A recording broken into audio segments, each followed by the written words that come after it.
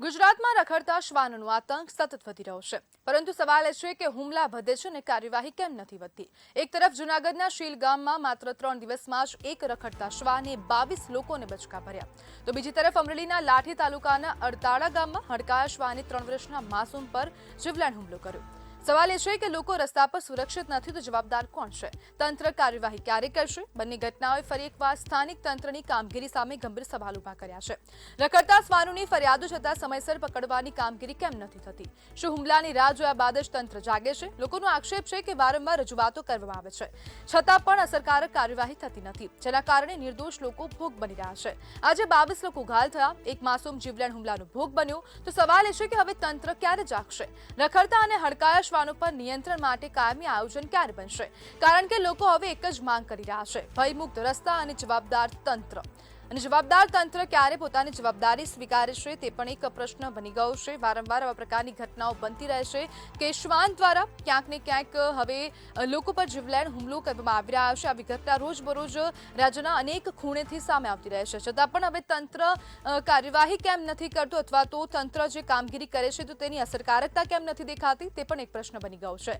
રખડતા શ્વાનો સામે કાર્યવાહી ક્યારે થશે? સીએનસીડી વિભાગ શું કાર્યવાહી કરી રહ્યું છે તે પણ એક પ્રશ્ન બની ગયો છે। તેની કામગીરીની સામે સવાલો થઈ રહ્યા છે। સ્થાનિક લોકો કહી રહ્યા છે કે જવાબદાર તંત્ર હવે પોતાની જવાબદારી સ્વીકારે। બાળકોની સુરક્ષા પર મોટો સવાલ બની ગયો છે, કારણ કે બાળકો રસ્તા પર રમતા હોય છે, પોતાના ઘર આંગણે રમતા હોય છે, અને તે દરમિયાન જ જો રખડતા શ્વાન દ્વારા હુમલા કરવામાં આવે અથવા તો હડકાયા શ્વાનો દ્વારા હુમલા કરવામાં આવે તો પછી બાળકોની સુરક્ષાને લઈને હવે તંત્ર શું કરી રહ્યું છે?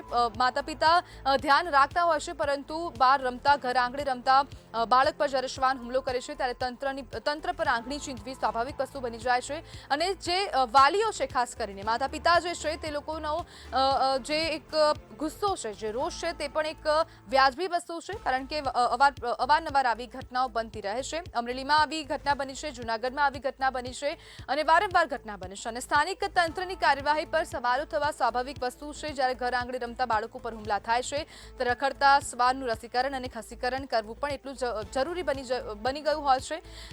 તંત્ર વારંવાર કહેતું હોય છે કે હડકાયા શ્વાનોની સામે કાર્યવાહી કરવામાં આવે છે, તેમને રસી આપવામાં આવી રહી છે, તેમનું ખસીકરણ પણ કરવામાં આવી રહ્યું છે, છતાં પણ ક્યાંક ને ક્યાંક હડકાયા શ્વાનોના જે એક સંખ્યા છે તેમાં સતત વધારો થતો જોવા મળી રહ્યો છે। આ વધારાની સંખ્યા પણ ક્યાંક ને ક્યાંક હવે તંત્ર પોતાના ચોપડે નોંધતી હશે તેવું આપણે પ્રિડિક્ટ કરી શકીએ, પરંતુ કાર્યવાહી ક્યારે કરશે તે લોકોને હવે શ્વાનો પર એક નિયંત્રણ ક્યારે કરવામાં આવશે? શ્વાનો પર નિયંત્રણ માટે કાયમી આયોજન ક્યારે બનશે?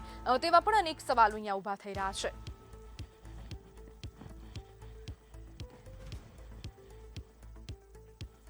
જ્યારે બાળકોની સુરક્ષા પર મોટા સવાલો બની ગયા છે, 4 પગનો આતંક સતત સામે આવી રહ્યો છે। અમદાવાદ, રાજકોટ, સુરત, રાજ્યના અનેક ખૂણામાં આવી ઘટનાઓ બનતી રહે છે। અમુક ઘટનાઓ તો સામે પણ નથી આવતી, પરંતુ ક્યાંક ને ક્યાંક હુમલાની ઘટનાઓ રોજબરોજ રાજ્યમાં બનતી રહે છે। આજે 2 ઘટના સામે આવી છે, અન્ય ક્યાંય પણ આવી ઘટના બની હશે, પરંતુ તે કિસ્સો અથવા તો તે ઘટના પ્રકાશમાં નહીં આવી હોય।